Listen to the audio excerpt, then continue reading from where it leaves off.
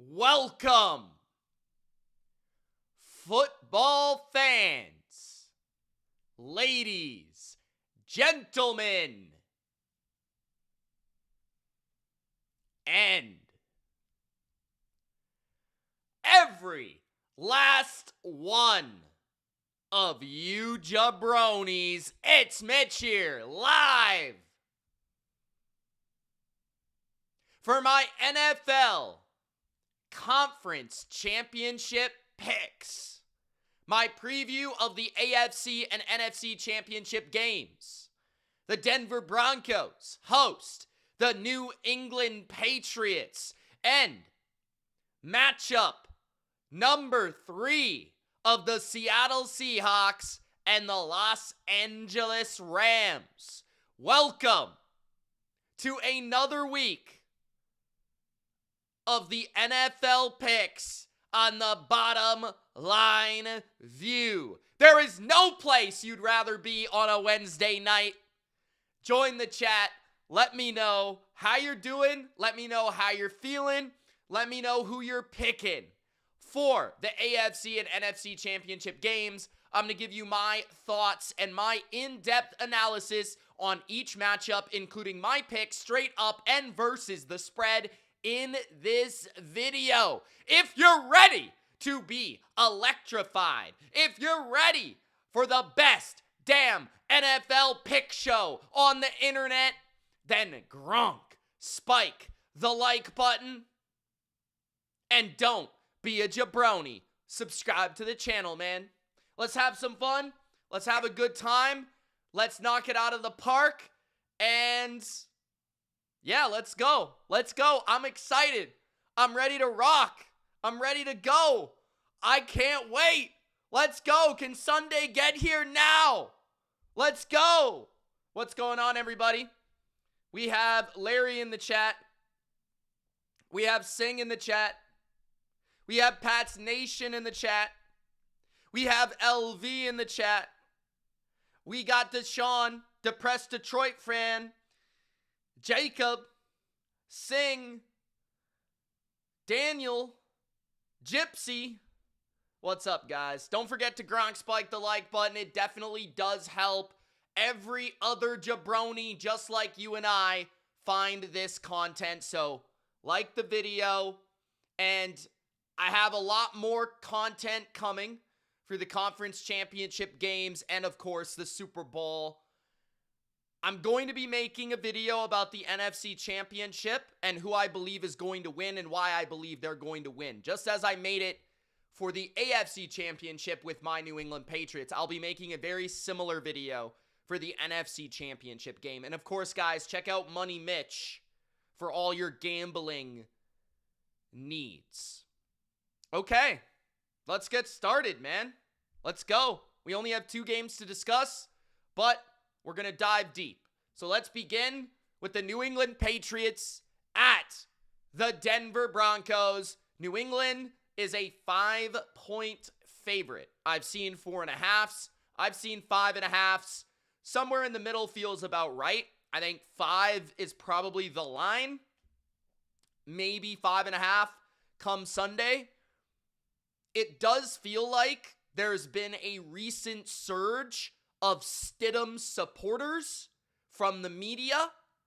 So there does appear to be some sort of support from the so-called sharps on the side of the Denver Broncos. But those same jabronis have been fading the Pats all year.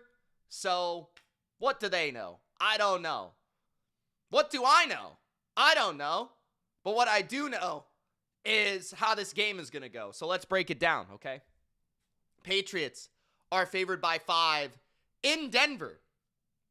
Now, as I expressed in my Why the Patriots Will Destroy the Denver Broncos video, I expressed that as a fan of the Patriots, I have never seen the Patriots as a franchise, as a team, with that logo, with those jerseys, go to Denver and win a playoff game. I have never seen it. I did see the Patriots beat Sean Payton's Broncos in a meaningless 2023 football game that in some ways, it's kind of funny that you look at it this way. It helped us get Drake May in a way. If we don't beat the Broncos in that game, we may have drafted Jaden Daniels and we might not be here because most likely Jaden Daniels would have got hurt. So, just saying, I feel like if the Patriots don't beat Sean Payton and those Russell Wilson Denver Broncos on that day, maybe the Patriots and the Broncos aren't playing in this game. Just throwing that out there. But that did happen back in 2023. The Patriots are 8-0 on the road this year. The Denver Broncos have been very good at home this year. They did recently lose to Jacksonville down the stretch. Also, for everyone making this out to be, the Patriots are getting to the Super Bowl because of an easy ride, an easy schedule. That's why they got the 2 seed. That's why they won the AFC East. That's why they're in the AFC Championship. Now look, they're playing a backup quarterback. Well, first of all, you can only play who's in front of you. And second of all, Denver had the second easiest schedule in the league. So how about them apples? So it's the 2 teams with the easiest schedules in the league, apparently. But New England did have some impressive road victories, including their most impressive victory over the Buffalo Bills on the road in primetime. They defeated Tampa Bay when they were hot in Tampa Bay. And they came from behind and beat a very much backs against the wall Baltimore team that needed to win that game to try to make the playoffs. And they were able to win those games. So those were 3 of their more impressive victories. They've gone on to destroy, dismantle, and absolutely slaughter the Los Angeles Chargers and Houston Texans. And just because the scores were kind of low, especially that Chargers game, it doesn't take away from the fact that New England controlled both those games, dictated both those games, and fully deserved to win both those games. Meanwhile, I think you could make an argument that the one playoff game that the Denver Broncos did play, they probably deserved to lose that game. They played a Bills team where they were outgained, they were outpossessed, they did not force a punt, but they won the game due to 5 turnovers by the Buffalo Bills. Not 1, not 2, not 3, not 4, but 5 turnovers by the Buffalo Bills. And they also got a couple fortunate calls in overtime. Whether you agree or disagree, I think they got more calls than the Buffalo Bills.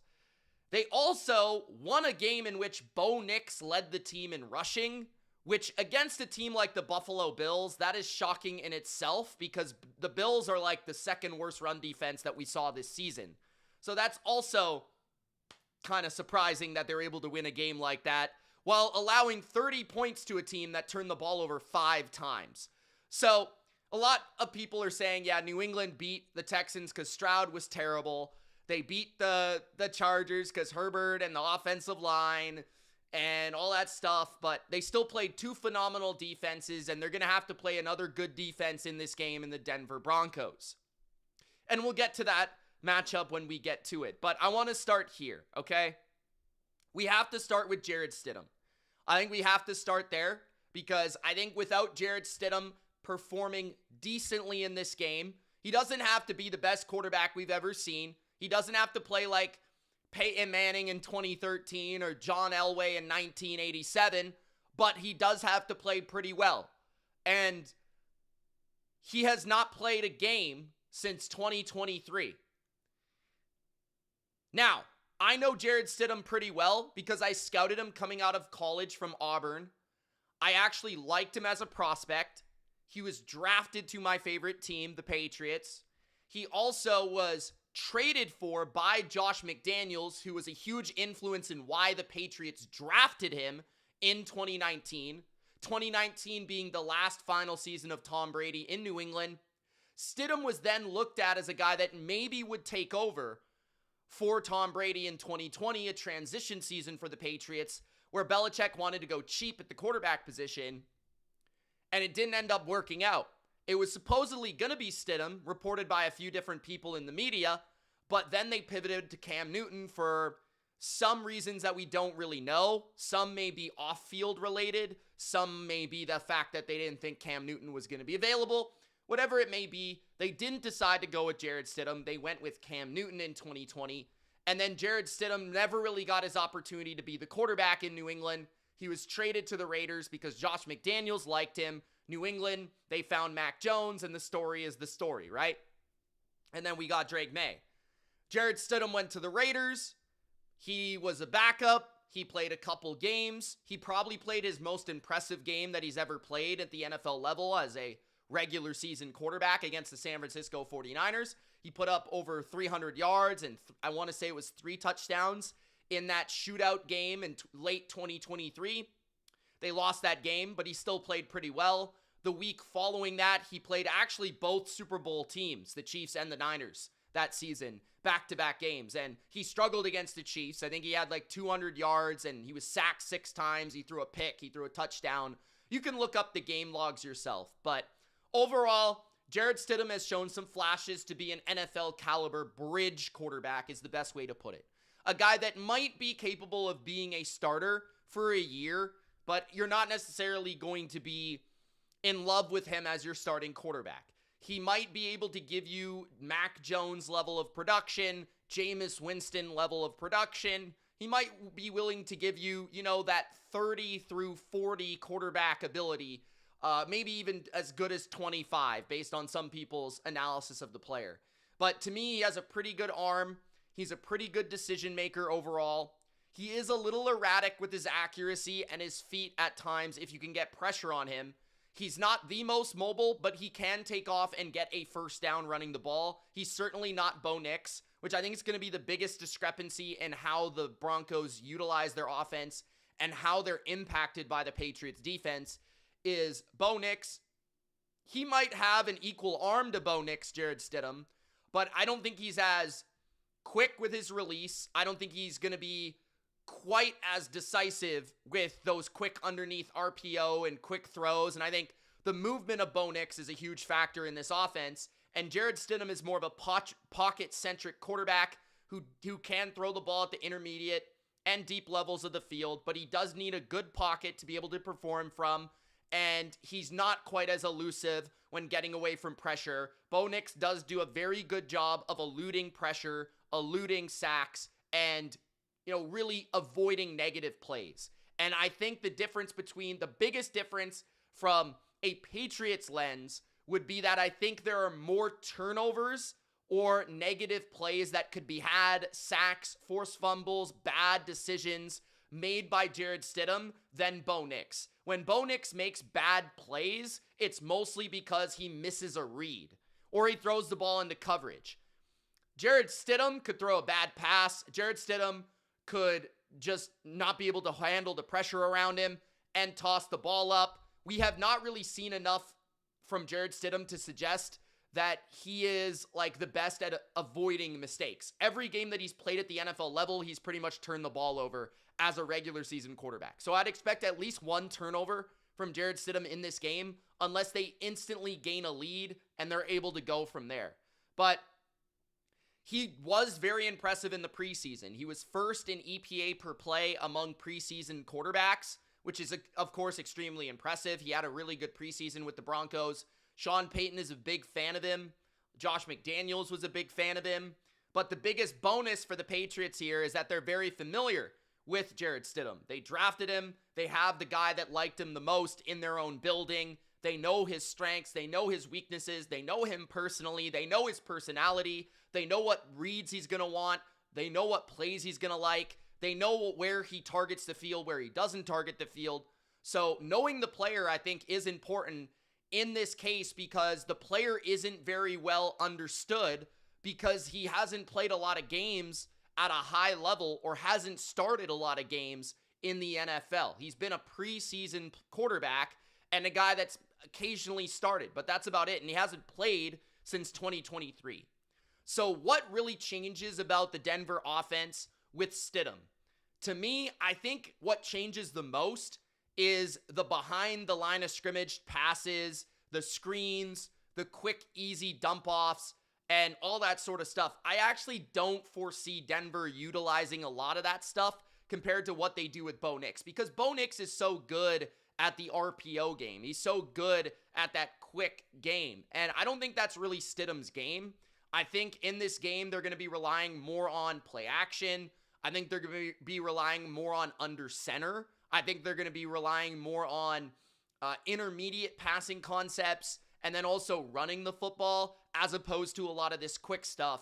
New England is very good at defending that quick game. They're 5th in EPA this season against short passing games because they are such a good tackling team. Now, for New England, the number one thing in this game defensively is you want to force the backup quarterback to beat you. You want to force Stidham to beat you. And how do you do that? Well, of course, you stop the run. Now, Denver was reluctant to run the ball against the Buffalo Bills, which was surprising to me and I think pretty much everyone, that they only allowed their running backs to have 10 carries in that game for 41 yards. So they only averaged 4 yards per carry against the bottom tier, bottom of the barrel Buffalo run defense. So they're not extremely impressive running the football. Denver's rushing offense, 15th in yards per attempt, 19th in rush EPA, 26th in rush EPA since week 10, and 11th in success rate. Overall, not a very good running game. J.K. Dobbins could be back this week. He was taken off IR. He will be activated. Is he going to make a difference? I'm not sure. He hasn't played in a while. It's not like J.K. Dobbins is prime Adrian Peterson, so I wouldn't expect a huge uplift from him, but I do think he's a better pure rusher of the football than Harvey or McLaughlin. Okay, so the Broncos, unreliable, inconsistent run game. A run game that against the worst run defense in the playoffs, the Broncos didn't really want to pursue. They did not want to feature. They instead threw the ball a ton with Bo Nix against the Bills. They threw the ball a ton with Bo Nix in the regular season. He led the NFL in passing attempts. These are facts. And so I do not know whether or not Denver is going to want to lean on the run, but they're going to kind of have to. They're going to kind of have to because it's a backup quarterback. That being said, is that the way that you want to attack the Patriots?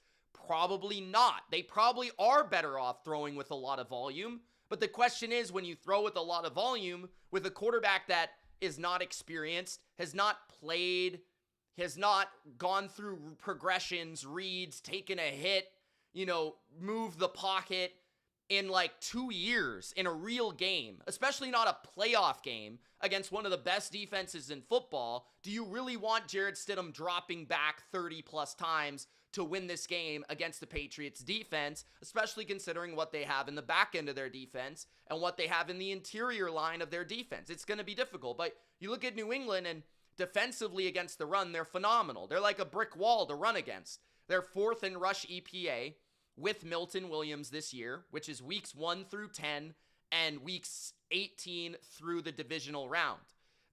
So that's a sample size of 13, 14 games. They are a top 5 rush EPA defense. In the playoffs, they've allowed 2 yards per carry on 30 running back attempts, 12 attempts for 30 yards against the Chargers, 18 attempts for 31 yards against the Texans, a Texans rushing offense that ran for 170 yards against the Pittsburgh Steelers, a Pittsburgh Steelers run defense that had looked pretty good at the end of the season. So New England with Milton Williams has allowed 0 60-yard rushers and only 1 50-yard rusher. So really, it's kind of like a puzzle when you're facing the Patriots defense, when you have a backup quarterback. If Denver had Bo Nix, I assume they would throw at a very high rate. But with Jarrett Stidham, and not to say that throwing the ball against New England is the way to win. That's not exactly what I'm saying. If you were to actually look at with Milton Williams and Christian Gonzalez, this defense is 3rd in EPA per pass play. So it's not like they're bad against the pass either. I'm just saying, Denver's identity all year has been pass first, and the better way to move the ball against New England is throwing the ball. Because running the ball, you're getting 2 yards per carry, especially with your rushing attack that is not one of the elite in the NFL. It's not like you have the Bills' rushing attack in this game that you could find some avenues to running the ball, okay? But I look at it as it's a puzzle. Does if the Patriots can stop the run of Denver, then you're pretty much forcing Jarrett Stidham into second and longs, third and longs. You're going to get third and short stops. You're going to get second and short stops.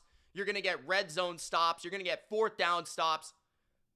If you're able to stop the run more often than not, you're going to get those plays in your favor. And you're going to force Jarrett Stidham into awkward situations as a backup quarterback with very little experience. And that's not advantageous for a team like the Broncos, who wants to be pass first. Now, the intrigue on this side of the ball, I think, is can the Broncos block the Patriots?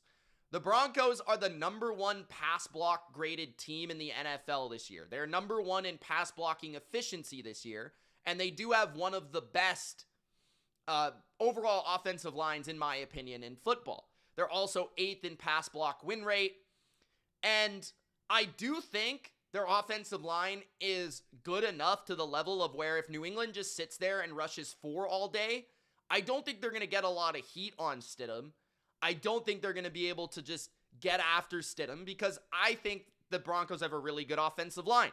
Garrett Bowles is an all-pro. Quinn Miners is an all-pro. Mike McGlinchey's a good player. Ben Powers is a good player. Their maybe weakness is at center, depending on what happens with Wattenberg or not, if he's activated and starts this week. If they have him, if they have a third-string guy, because they had a previous injury last week to their center. So watch out for that. Will it be Mustafa? Will it be Wattenberg? Will it be some other guy? I don't know. A couple things to bring up from that perspective is the Patriots D-line on the interior is elite. And considering that Stidham does not really have that mobility, getting a pocket-pushing effort from Milton Williams and Christian Barmore and others is key. You look at what Barmore and Williams have been able to do in the playoffs. They are dominant. They are absolutely dominating. Barmore back in the 2023 game actually had one of the best games I've ever seen against Quinn Miners. He had 2 sacks in that game in 2023. They're also, Durden is playing incredibly well, Tong incredibly well. So pushing the pocket and not allowing Jarrett Stidham to be comfortable and actually making him more of an athlete, I think is a way to win. That wouldn't really be a way to win against Bo Nix. I think Bo Nix, you kind of want to keep him in the pocket a little bit or maybe shuffle him to his left side. I think Bo Nix is a little bit different just because he is so good at running and stuff like that, and he can unleash the ball on the move. I think Stidham, the more you make him move, probably the better, and pushing the pocket is probably a good idea of doing that, especially if you can take advantage of that center matchup. But I'd expect for New England to send a lot of blitzes, just as they have in the divisional round and the wild card round. They have upped their blitz rate from the regular season to the postseason from 26% to 38% blitz. And Jarrett Stidham has taken a lot of sacks during his starts in his career. In his 4 starts, he has taken 13 sacks. Just for reference, Bo Nix has taken 22 sacks in 17 games this year. That's probably Bo Nix's greatest strength, is his ability to avoid sacks. And that could come into play in this game to halt some drives, to get some big stops for the Patriots. And considering New England has thrown so much at these quarterbacks, the Chargers were confused. CJ Stroud was scared to death. They didn't know what they were looking at. New England's been spinning the dial in zone coverage. They've been playing aggressive man coverage, especially on earlier downs. They've been blitzing on later downs. They've been getting home on these quarterbacks. And Denver is a better offensive line, but there's only so much an offensive line can do when the other team is sending more players than you can block. And the Patriots are able to man-to-man cover you in the back end because they have really good corners. So it's going to put Jarrett Stidham under a lot of pressure and put him under a lot of situations where he's going to have to pull the trigger and make a nice throw. And it's going to be an interesting conversation of does New England defensively play the game of we're just going to sit back and play a lot of zone because we don't think Jarrett Stidham is good enough to dink and dunk and beat us and consistently cross the street against us. Maybe that will be their approach early in the game to kind of get a feel of what Sean Payton is going to look like with his offense with Jarrett Stidham compared to Bo Nix. So I think it would be kind of advantageous for New England to play more conservatively early, kind of feel it out, see how, Jarrett Stidham's going to go about his business and make his reads against zone. And then as the game continues to progress as you kind of figure out what the Broncos are looking to do against you, that's when you start to pull out this blitz and that blitz and you play more man coverage, you be more aggressive. But at the same time, I could see Mike Vrabel saying, we're just going to do what we do. We've been so good at this lately.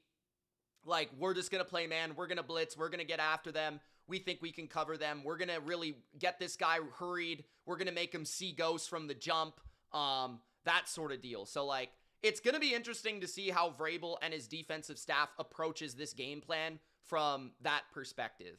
So timely blitzes, I think, will be a big part of this game. Stopping the run and forcing Jarrett Stidham to be a drop-back passer is going to be a huge part of this game.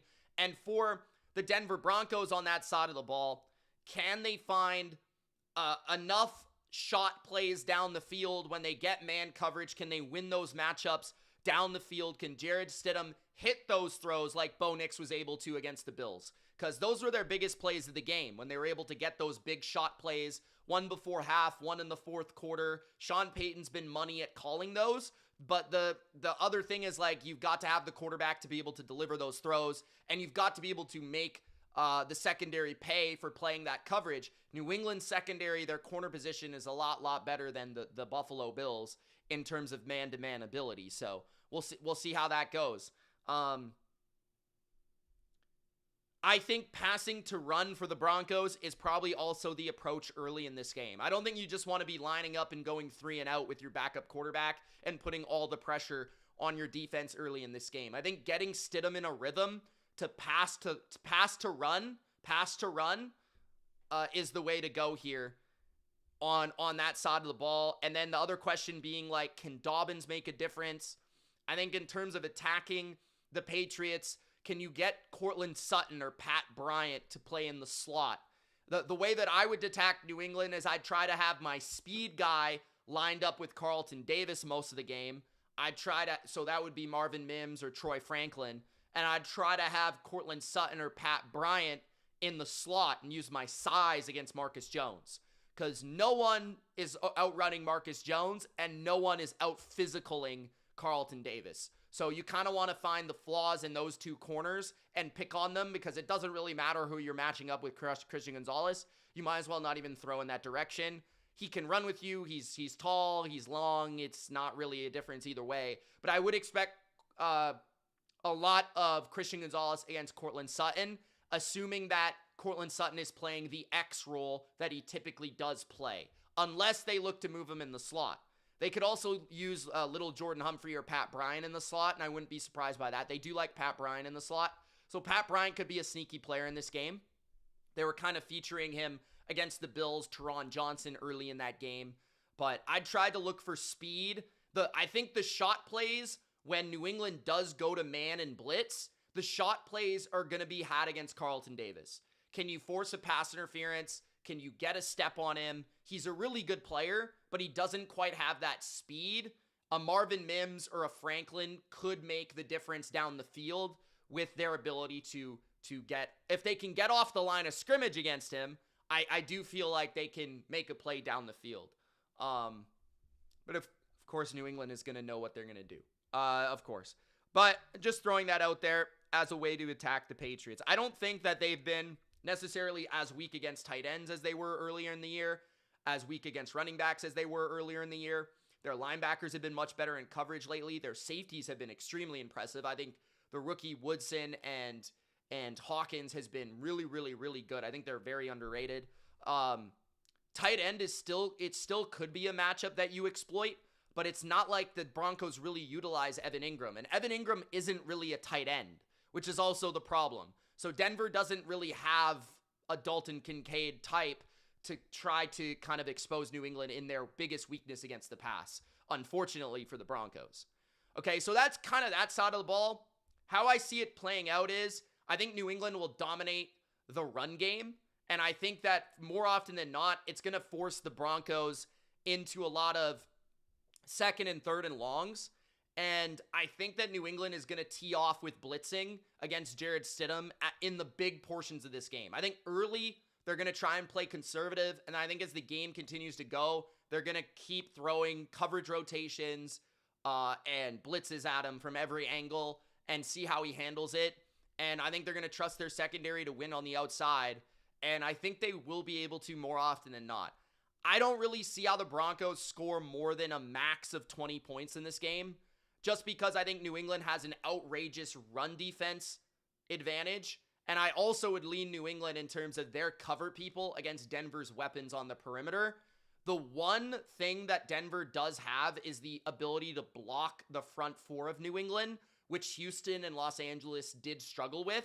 But I think that it will be offset by New England's ability to blitz.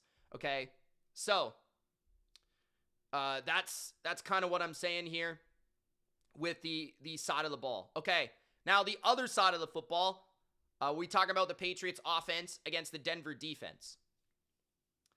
Now, this is kind of an interesting matchup because I think a lot of people look at this game as like New England's offense they've struggled. They've played good defenses in the playoffs and they haven't played very well. And Denver's defense is great and they're just as good as Houston's and they're better than the Chargers. And I don't necessarily think that's the case. In fact, I kind of think that New England's defense right now is actually better than Denver's defense. I threw this out on Twitter, but since week 4, the Patriots defense, and I choose week 4 because that was Christian Gonzalez's debut with the Patriots. Since week 4, New England is 4th in EPA per play and Denver is 11th defensively. Denver's actually 10th or 11th. Houston is 1st, the best defense in the league. And the Chargers are 6th. Okay, so take it for what it's worth. It's one stat, but EPA per play since week 4, which is a large sample size, which includes when the Patriots didn't have Milton Williams, they didn't have Robert Spillane. It includes when Denver didn't have Pat Surtain. New England has been a better defense since the first month of the year. And you could look at it this way as well. They didn't have Gonzalez, but they were also adjusting to a new coordinator, a bunch of new players, a new coaching staff. I mean, how many new starters is on the Patriots defense this year? Like 7? So it is, there was an adjustment period compared to Denver's defense, which is pretty much the same from last year. So there is that. I also found stats like this. With Milton Williams on the field and Christian Gonzalez, New England ranks 2nd in EPA per play as an overall defense and 3rd in EPA per pass. With just Milton Williams, they're 4th in EPA per play, 6th in EPA per pass, 4th in EPA per rush. So no matter how you look at it, New England might have the better defense in this game. And as we kind of know about these quarterbacks, I think it's pretty safe to assume that New England has the better quarterback. Brendan says that Patriots had the easiest schedule. Denver had the 2nd easiest. So there isn't too big of a difference. Also, when we look at Denver's defense, Denver has feasted on a lot of bad quarterbacks, just as New England has. They faced 5 backup quarterbacks this year. They also faced Geno Smith twice, Cam Ward, and Justin Fields. The Broncos faced 3 top 10 offenses and went 1-2 in those games, allowing 29 points per game. They faced 4 top 15 offenses, but 1 had a backup with the Bengals. So they only faced 4 top 15 offenses. They only faced 3 top 10 offenses. And in every single one of those games, they allowed 29 plus points. So they're a little overrated, especially down the stretch. They allowed 30 to the Bills in a game where they turned it over 5 times. They allowed 26 to the Packers. They allowed 26 to the Commanders with Marcus Mariota. They allowed 34 to Jacksonville. They allowed 26 to Packers, 26 to Commanders. I'm missing one of them. They even allowed 32 to the Giants, but that was earlier in the year. But point is, they have been kind of regressing down the stretch. And Denver plays this style where, don't get me wrong, they have a lot of good players. I think specifically their front 4 is really good. Zach Allen is really good. Zach Allen against Jared Wilson might be a mismatch. That's a matchup that the Broncos certainly have to win in all phases. At left tackle, Nick Bonito against Will Campbell is maybe the biggest X factor of this game. Will Campbell has been one of the worst players in the playoffs so far. He's been probably the worst left tackle in the playoffs. In fact, he has the lowest grade on PFF among tackles in the playoffs. He's allowed 9 pressures and 3 sacks. He got taken to task. He got taken the woodshed by Will Anderson and by Oweh on the Chargers, and he's been the biggest reason Drake May keeps fumbling the ball. Jared Wilson was better against Houston. In fact, New England's offensive line was pretty good against Houston outside of Will Campbell. They only allowed about a 25% pressure rate. Morgan Moses was phenomenal. Mike Onwenu's been really good. Denver does have John Franklin Myers, who I've always liked. Cooper is good. He's not great. I think Moses will kind of handle him fairly well. But it's more so that those two on the left, like Campbell and Wilson, are big weaknesses. And I do think that Benito can take advantage of Campbell. He's going to have to do that because it feels like the way that Denver can win this game is by forcing fumbles and by forcing turnovers and by getting big critical sacks and big critical plays. Of course, Denver was the team that led the NFL in pressure rate. They led the NFL in sacks. They were like top 5 all time in sacks. Nick Benito led the team in sacks with 14. He's one of the best edge rushers in the league. He has one of the best get-offs in the league, getting to the quarterback once the ball is snapped, and he has phenomenal bend. He's very quick. I want to say he's like, in terms of finesse rushers, he might be the best finesse rusher in the NFL. And the interesting thing about this is that Denver is overly aggressive. Like, the formula I feel to get to Drake May and to beat the Patriots offense is to rush 4 and play 7 in coverage and hope that your pass rush can dismantle Will Campbell and get home. The Broncos have been very aggressive this year. They blitz at the second highest rate in the NFL. And that's not a good idea against Drake May. Drake May is the number 1 quarterback against the blitz in the NFL in all of these metrics. QBR, completion percentage over expectation, first in yards per attempt, first in EPA per dropback, and he has 15 touchdowns to 0 interceptions against a 5 or more man rush. So, the Broncos going against their tendency to blitz. They were also eaten up against Josh Allen when they decided to blitz a little bit. And New England has superior weapons to Buffalo on the perimeter. Stephon Diggs, Kayshon Boutte, Kyle Williams' speed, Demario Douglas, even Hunter Henry. New England has much better receivers than Buffalo does. They're not going to be relying on 36-year-old Brandon Cooks to win a jump ball in the biggest play of the game. Also on top of that, right, you've got some clear susceptibilities, I think, in Denver in coverage that you didn't have in Houston.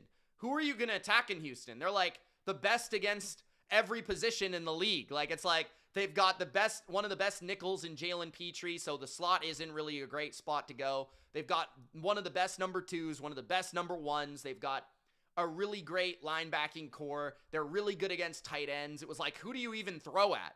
You know what I'm saying? It's with the Broncos, it's like, okay, Riley Moss is clear and obvious. He's allowed 7 touchdowns this year. He takes more pass interferences than anybody. So Riley Moss is someone.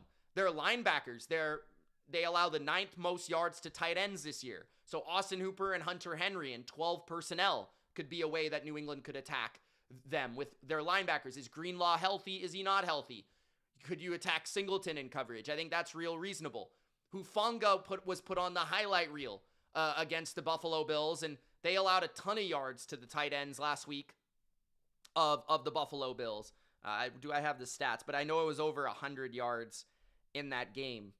115 yards on 9 catches and a touchdown against Dalton Kincaid and Dawson Knox. So Hufanga is a guy in coverage that you can get. That dates back, even as an all-pro, that dates back to his 49ers days. Barron, the rookie safety / corner, can be had in man coverage. The only guy you really can't attack consistently is Pat Surtain. Even Khalil Shakir in the slot had a pretty good day. He had 7 catches for 75 yards. So Diggs and Douglas could have some good plays here in the slot. I think primarily we'll see Stephon in the slot so that Pat Surtain doesn't really follow him. And usually Surtain doesn't go to the slot.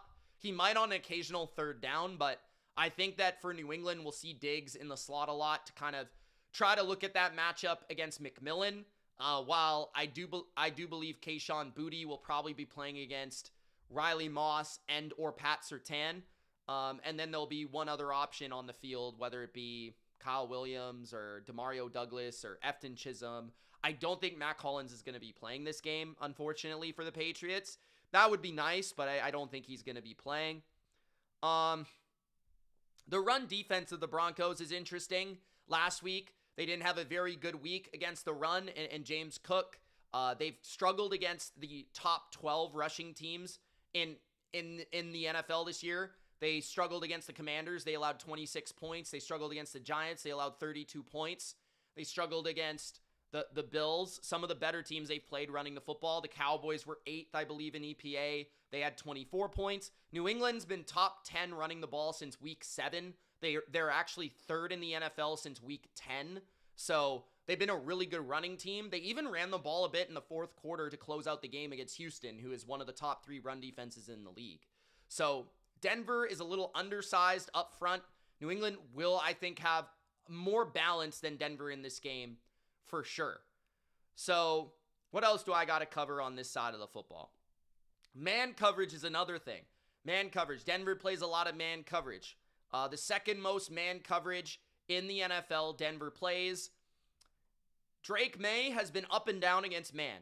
He is great in terms of creating big plays. 1st in yards per attempt, 3rd in touchdowns, 2nd in rushing grade. He's 26th in overall grade though, and he has the most turnover-worthy plays. And I believe that is because man typically does create more time for a pass rush to get home. So when the pass rush does get home, that creates fumbles, that creates turnover-worthy plays. But at the same time, if you don't get home, May has shown that he can run. May has shown that he can hit explosives against you. And I thought he played fairly well against the Texans when they played man, including the 4th down and the touchdown to Booty and the 4th down to Douglas. Those were 2 big plays. Diggs has also been top 10 against man coverage this year as a wide receiver. Now, just to finish this game off, how can Denver win? Clearly, they're a 5-point underdog with their backup quarterback. For Denver to win this game, I think first, their pass rush has to dominate. And they have to do it without bringing 5- and 6-man rushes. If they do that, I think they're in trouble because May will make them pay eventually. Nick Bonito, he needs to dominate Will Campbell. He needs to make 2 to 3 game-changing plays, whether it be strip sacks or just big plays against Drake May, forcing an interception, something. 2, Zach Allen also being somebody that maybe could take advantage of Jared Wilson, John Franklin Myers, same sort of thing. Their pass rush has to win on passing downs. They have to stop the run of the Patriots well enough to where it's not going to be something they can lean on against, the Patriots can't really lean on it, and there's some indecision on short yardage and things like that. That would be good enough. I think just making the Patriots not have a full advantage in that regard would also go a long way. Force turnovers through pressure is number 1. Win your man-to-man matchups on both sides of the ball. Pat Surtain, can you shadow Kayshon Boutte or Stephon Diggs and take him out of the game? Can Riley Moss not get exposed down the field and hold up in his man-to-man coverage? Can Hufanga hold up against Hunter Henry, etc.? And then on the other side of the ball, can Marvin Mims beat Carlton Davis? If they can do that, then that's going to allow them to hit big plays on offense. That's going to allow them to hold up on defense. Can Stidham make the throws necessary? It's not going to be a lot of them, but it's going to be 3 or 4. When they're open, when they're there, when they give the opportunity against the blitz, can you hit those throws and can you avoid mistakes? And don't lose the special teams battle for certain. With a backup quarterback at home, the number 1 seed, you can't lose the special teams battle. New England does have an excellent returner in Marcus Jones. They do have a very good rookie kicker in Borregales, who's probably better than Lutz, to be fair. But you can't lose that special teams battle as an underdog either. And that's kind of what I'm looking at. I think, though, overall, this is about similar to the last couple games for New England in terms of how difficult this game is going to be. I think it's difficult in different ways. I think that Denver, because I think they're a much more formidable offensive team than Houston or LA in terms of their ability to protect their quarterback, in terms of their ability to have a coach that I respect coordinating their offense, which I don't think neither the Chargers or the Texans had. And so there is some ability to see Denver having more success offensively, even with their backup quarterback, than some of the opponents New England has played, because Denver doesn't have clear deficiencies that the other team had outside of the backup quarterback. Now, it all comes down to Jarrett Stidham. If Jarrett Stidham plays like ass and he misses throws and he misses reads, then obviously they're not going to do anything. But also, I think they're not going to be able to run the ball in New England. And I don't love their receiving core. I don't think it's really that threatening. This is not a juggernaut offense. On the other side, the defense is very good, but I don't think the defense is nearly as good as Houston. I think it's more on the level of the Chargers, but it's different than the Chargers. They're very aggressive. The Chargers are very conservative, which a lot of people brought up being a favorable matchup for the Chargers because the Chargers don't allow big plays. It's actually the reverse for Denver. Denver can allow big plays because they're aggressive, but they'll force sacks and they'll get turnovers. The Chargers are very good in coverage, while Denver is very good at pressure. So it's kind of a different type of formula. I think New England matches up better with Denver's defense than they did with either the Chargers or the Texans. The Texans are just the best defense in the league, and there's nothing you can really do. They still scored 21 points in the snow, by the way. Against the Chargers, they were very stingy in the red zone, and they were very good in coverage. And I think that caused some indecision from Drake May. I think against Denver, he's going to hit some explosives against this team. I think that he's always performed. He's been the number one guy against pressure this year. He'll be able to hit those plays down the field. And I think New England will be able to run the ball better than people expect as well in this game. So I actually expect New England to move the ball better than they have in previous games, especially because the weather is going to be nicer. It's going to be cold, but it's going to be sunny. So that will also help New England and help the ability for Drake May to protect the football. But overall, I think I kind of broke it down. It's like New England has the better quarterback.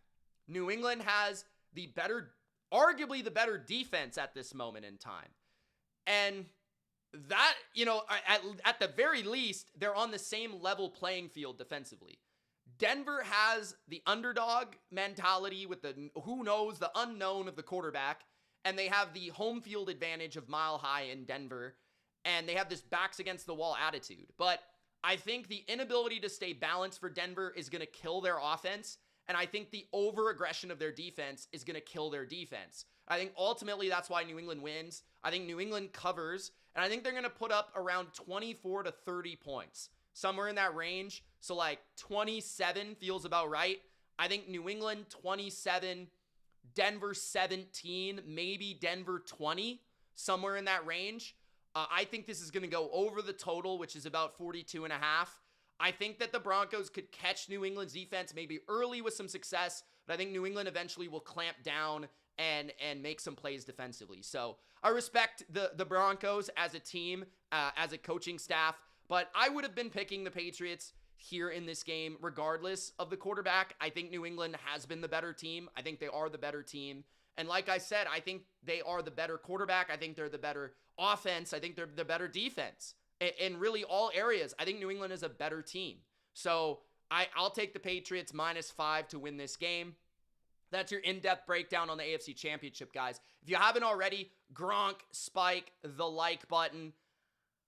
We're going to transition to the NFC Championship. It's very important that you do like the video. And reminder, Money Mitch, my channel for all your bets for this week, for the Super Bowl. Go subscribe to Money Mitch as well if you haven't already. I'm going to look at some comments if you guys have any questions, and then we'll get to the NFC Championship game.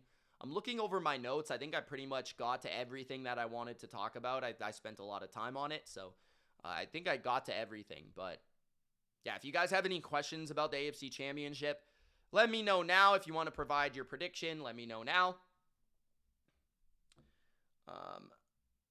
I'm not buying anything that Sean Payton says. He said that today that the Broncos fans are going to have 2 weeks of rest. That's cool for him. I mean, I could care less. Sean Payton is an absolute dickhead sometimes.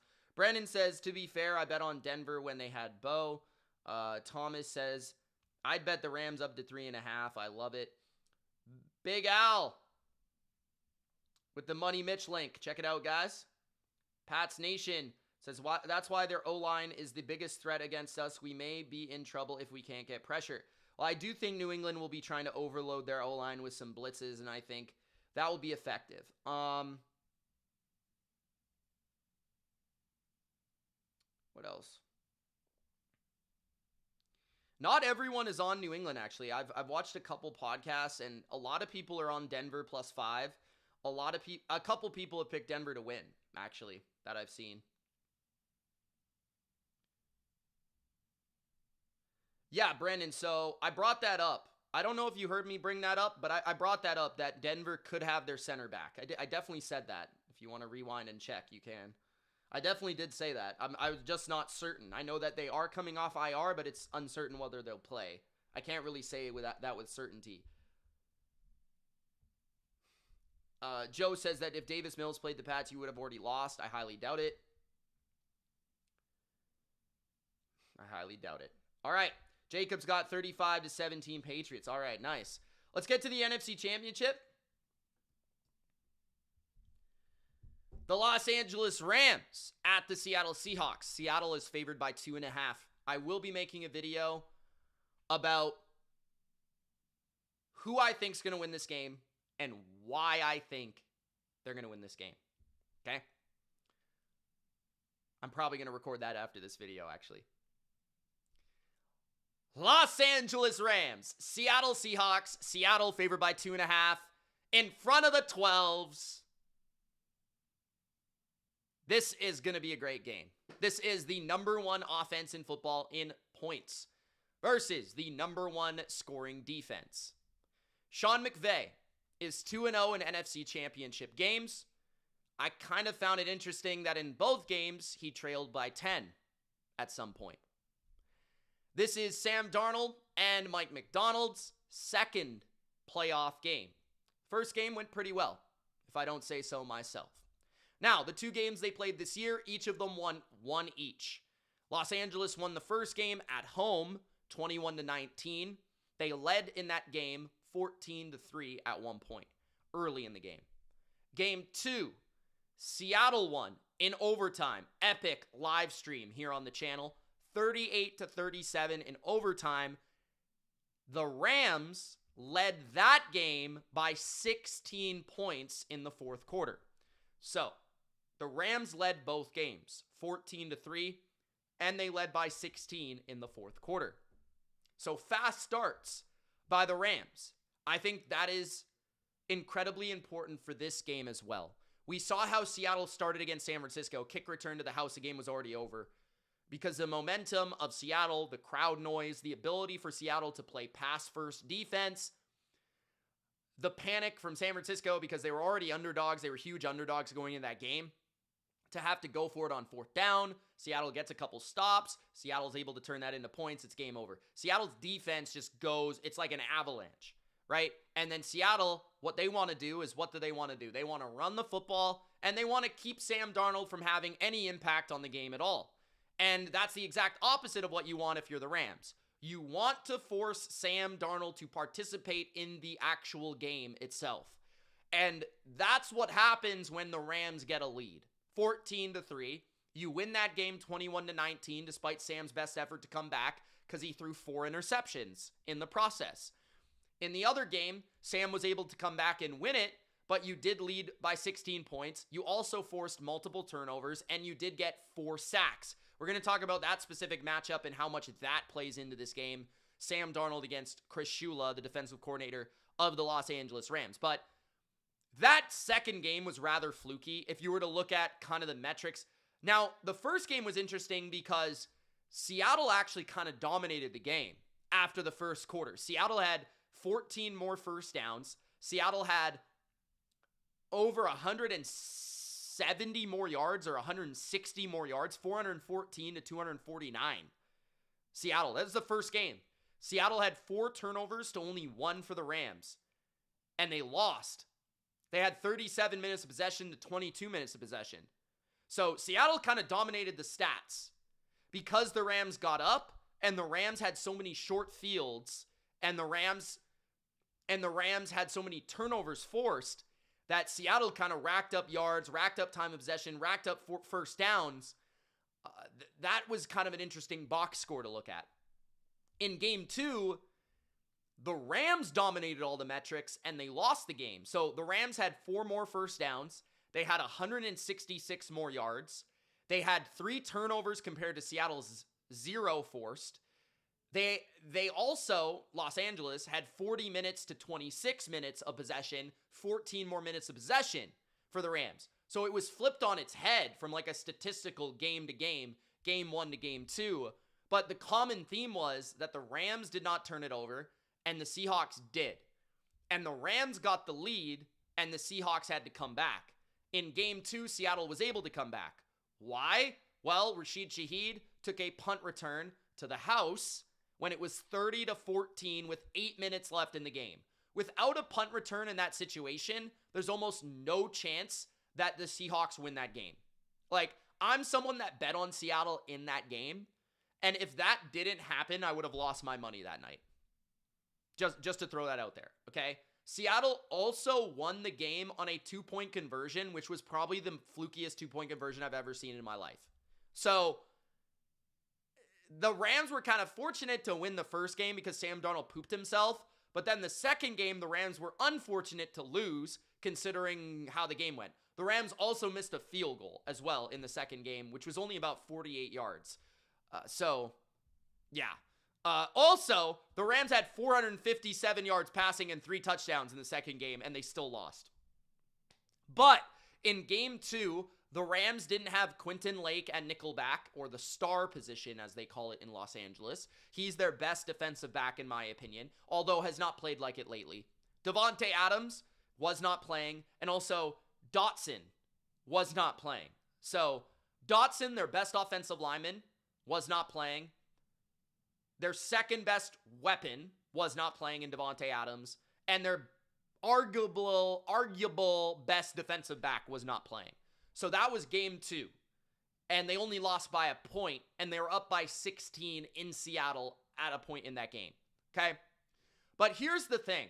So the Rams have matched up really well with Seattle, kind of obviously through that evidence, right? But Stafford has not played well lately. I don't think he played very well against Chicago. I don't think he played very well against Carolina. I was genuinely shocked how much he really struggled against the Chicago Bears. Now, maybe that had to do with the cold and the weather and the snow. That could have been a factor.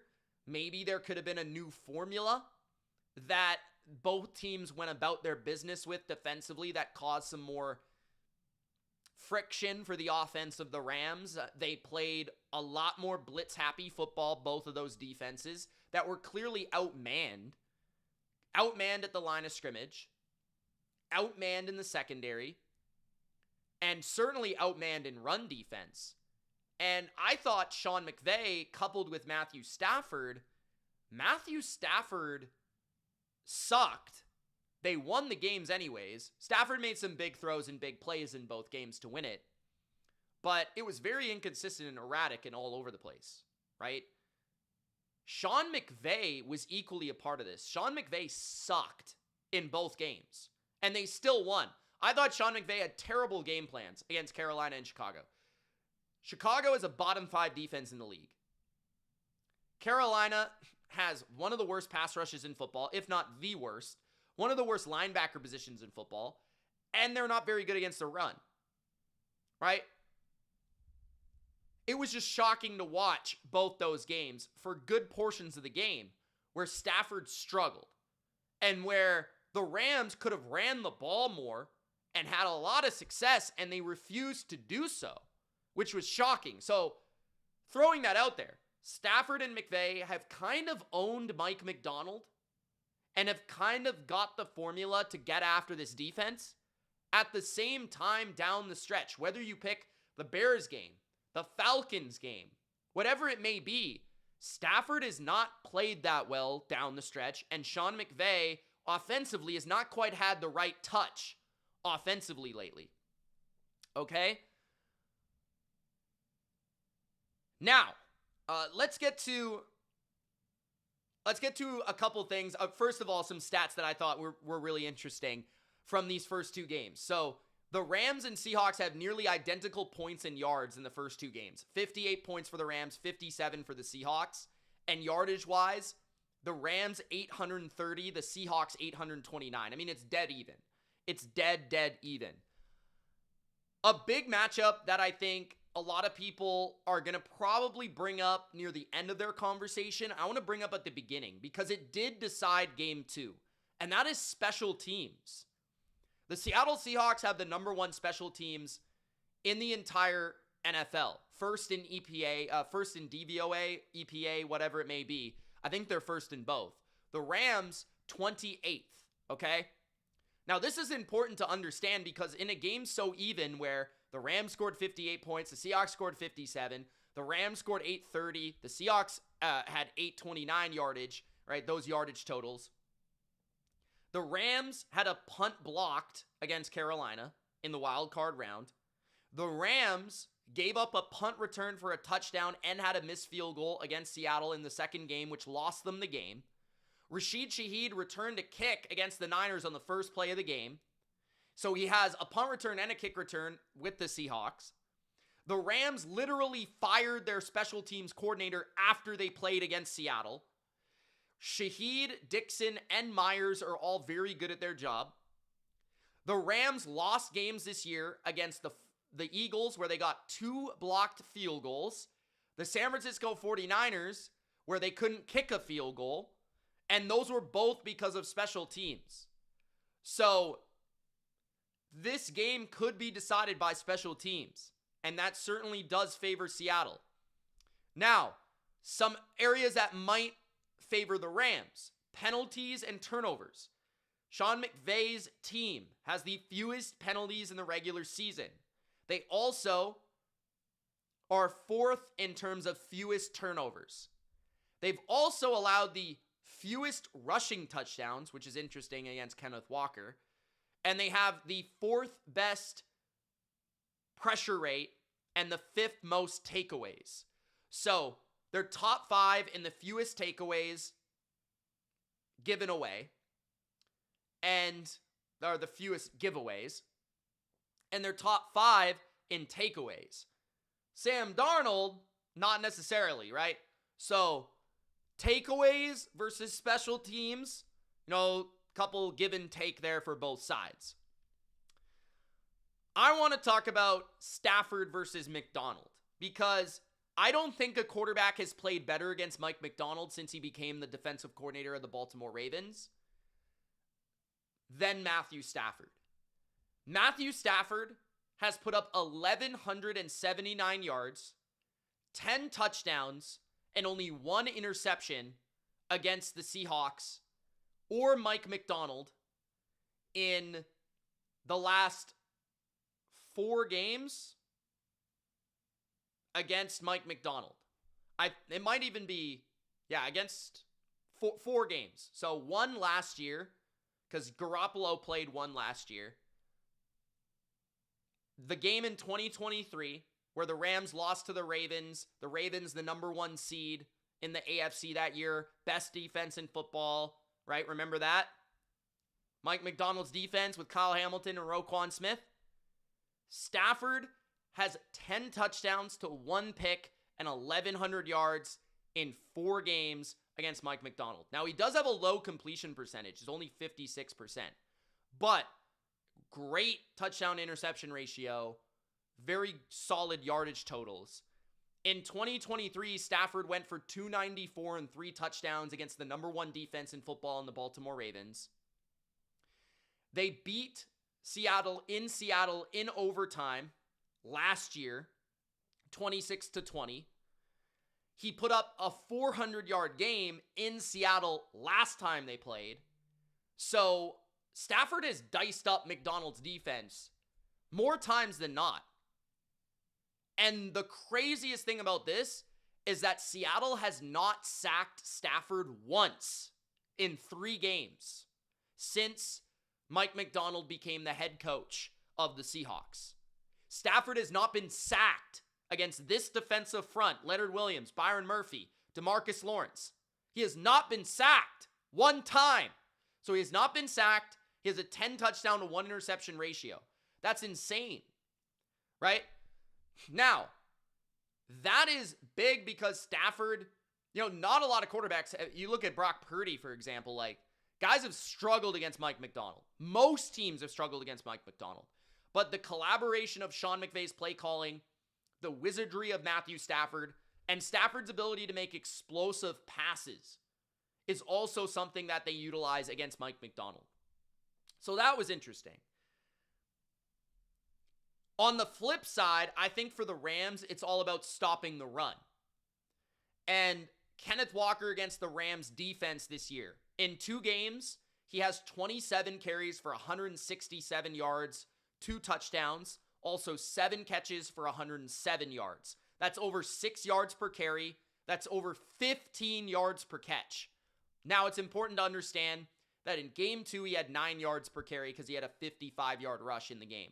He went 11 for 100 in the second game, 1 carry for 55, which means the rest of them were for 4.5 yards per carry, which is still pretty good.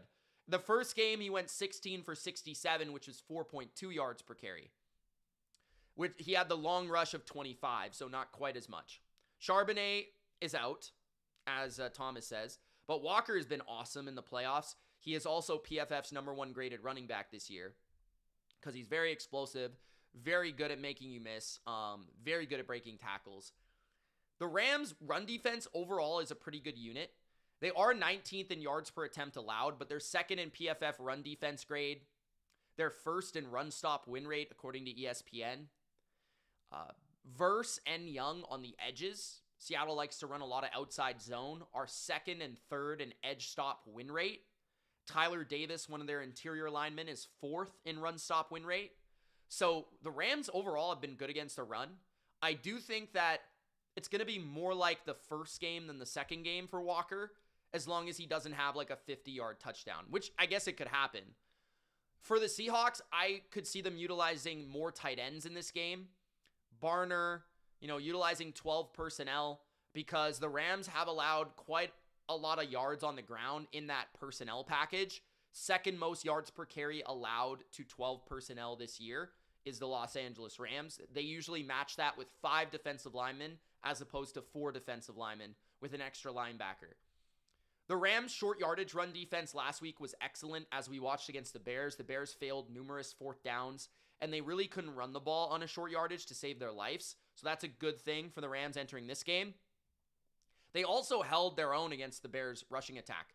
4 yards per carry to DeAndre Swift, 2.8 to Monongai. So they were impressive in that game. So overall, I think that, Walker's been very good against the Rams. He needs to be good as a receiver as well. In open space, the Rams need to be able to tackle him. I think I lean towards the Rams being able to slow him down well enough for it not to be an overwhelming factor. Kenneth Walker and the Seahawks run offense has looked incredible because they played the 49ers. And that's part of this where it's like, are the Seahawks favored by 2.5 in this game because they beat the crap out of the San Francisco 49ers practice squad 2 consecutive games? That's kind of something to wonder. Like, the Rams have had to face a lot of different teams, and although they haven't looked very good, they've still survived against all these teams playing on the road. While Seattle has played against just one team that they favorably match up against. It's clear, it's obvious. They dominate the 49ers the last couple games. So, is that not just the matchup speaking for itself? And again, it's kind of a game of matchups. It's a league of matchups, right?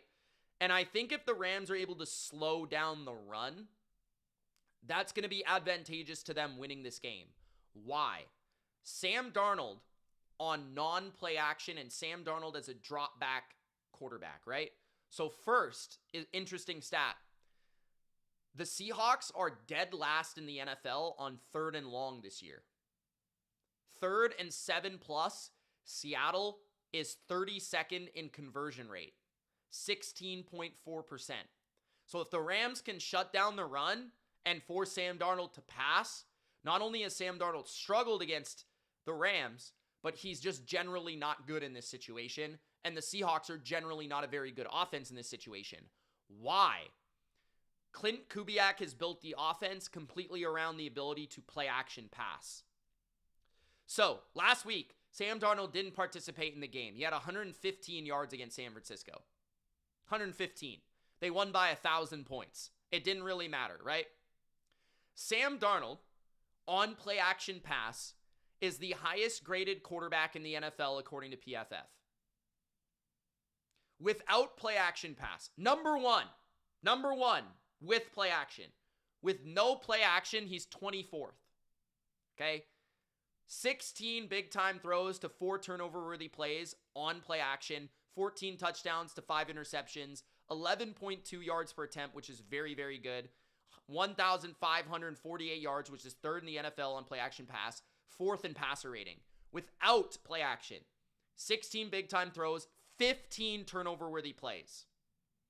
89 passer rating, 12 touchdowns to 9 picks, 7.4 yards per attempt compared to 11.2, and he's 14th in yards. So it's a drastically different quarterback, with or without play action, which of course is insulated by your run game. So can the Seahawks find success on play action? Can they find success running the ball? Because it's hard to play action pass on 2nd and 3rd and long.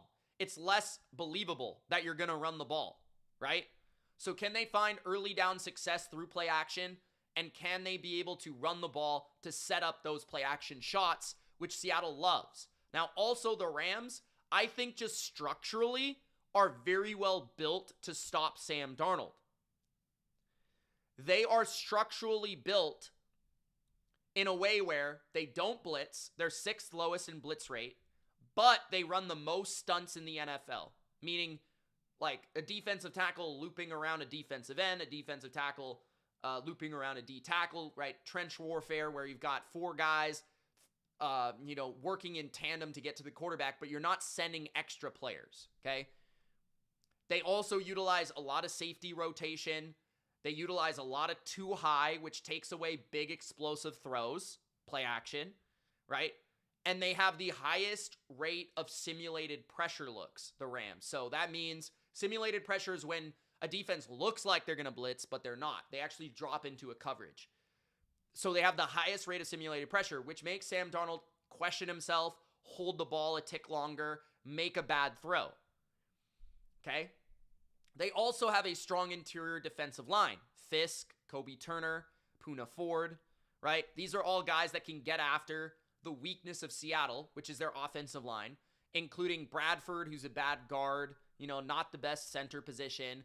Cross is questionable at left tackle. And you look at how Sam Darnold's performed against the Rams the last 3 times he's played them. 279 yards, 4 interceptions, a 45 passer rating in game number 1. In game number 2, 270 yards, 2 touchdowns, 2 interceptions, an 84 rating. He was sacked 4 times, okay?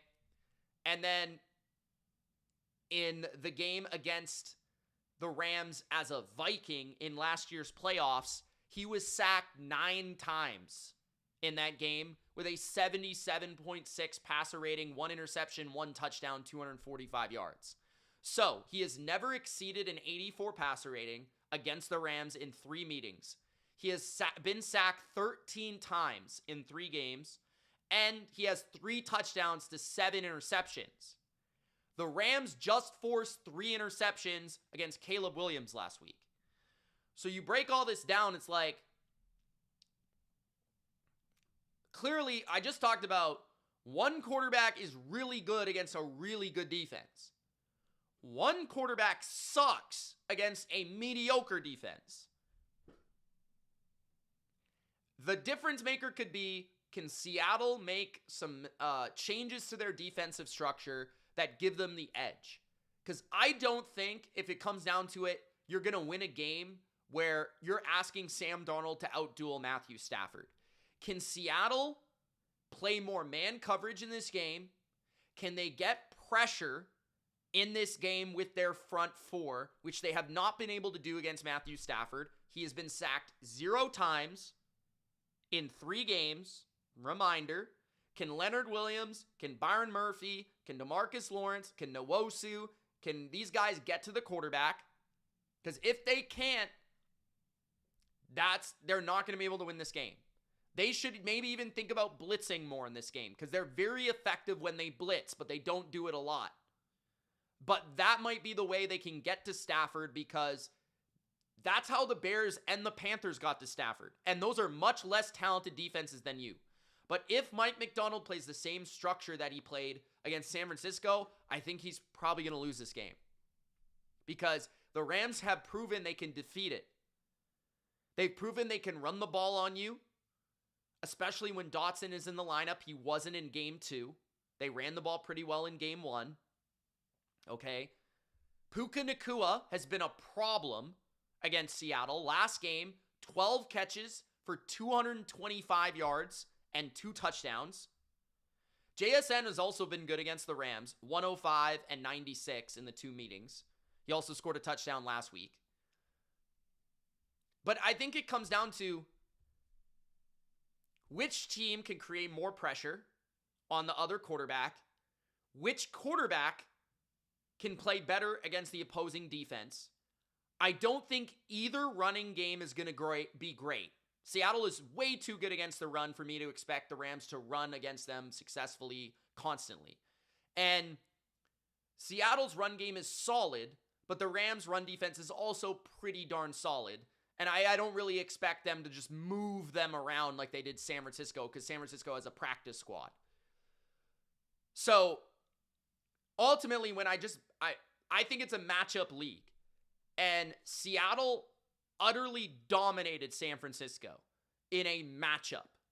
But the Rams have proven through 2 games this year, they've proven through their history with Sam Darnold, that they match up very well with Sam Darnold. And I think that's the difference. I think turnovers, I think mistakes by Sam. I don't even know if he's 100% healthy. I do know the Rams have the better offensive line. I have seen the Rams get pressure on the quarterback. I haven't seen Seattle do that. And while Seattle is at home, Seattle has the better overall team. I think this is a really tough matchup for them, because I think Sam struggles with Shula and Stafford plays well against McDonald, which is things that don't usually happen against most opponents. Sam usually plays fairly well against most teams, and McDonald usually has the advantage against almost every team. So it's kind of one of those things where it's like, I think it is just the matchup here. Seattle, to me, is like, if they were to play the same teams on a schedule, they would have a better record against the rest of the NFL. But I think that the Rams match up with Seattle really well.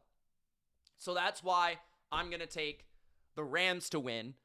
I think it's going to be in the mid-20s. I could see a game that's lower scoring, like 23-20, if Seattle can make the correct adjustments.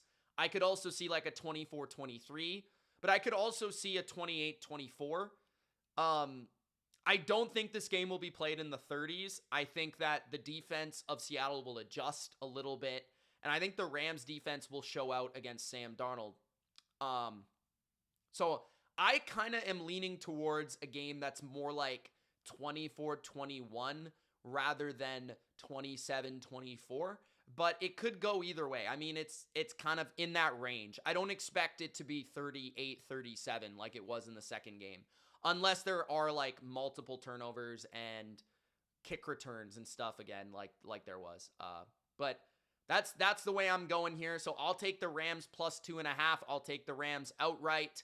Matthew Stafford outshines Sam Darnold in Seattle. Thank you guys for watching. Appreciate it, man. If you did enjoy this breakdown of the AFC and NFC Championships, Gronk spike the like button and subscribe to the channel. I'll be back with more content. Thank you for watching, guys. Who would I rather see in the Super Bowl?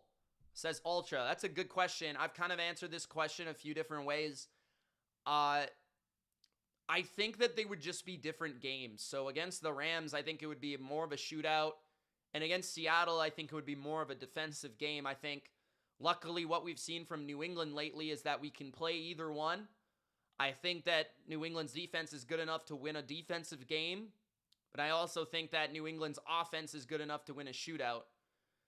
It's interesting because I think Seattle's defense would give some problems to New England with their pressure and then, Mike McDonald's coverage schemes. But I also kind of feel like we would be able to rattle Sam. And I also think they wouldn't be able to run on us.